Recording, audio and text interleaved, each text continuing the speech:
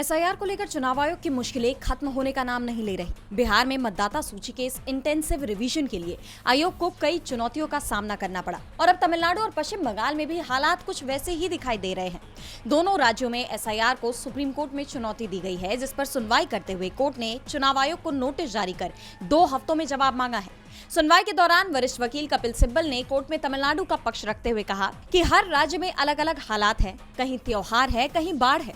तमिलनाडु में फसल कटाई का मौसम है, क्रिसमस की छुट्टियां हैं, बहुत से लोग वहां नहीं होंगे। कुछ इलाके ऐसे हैं जहां कनेक्टिविटी बिल्कुल नहीं है। ये वक्त तमिलनाडु में एसआईआर के लिए सबसे खराब होगा।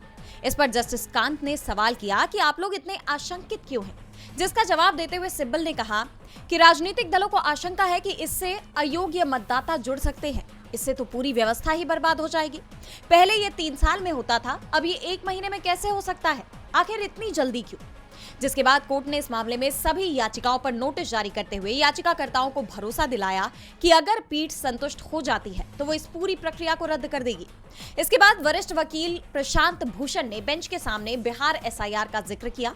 उन्होंने कोर्ट से अपील की कि चुनाव आयोग को एसआईआर के जरिए मतदाताओं की नागरिकता तय न करने के निर्देश दे, क्योंकि उसके पास नागरिकता सत्यापन प्राधिकरण नहीं है। जिस पर कोर्ट ने कहा कि अगर ये उनके अधिकार क्षेत्र में आता है तो ही वे ऐसा कर सकते हैं।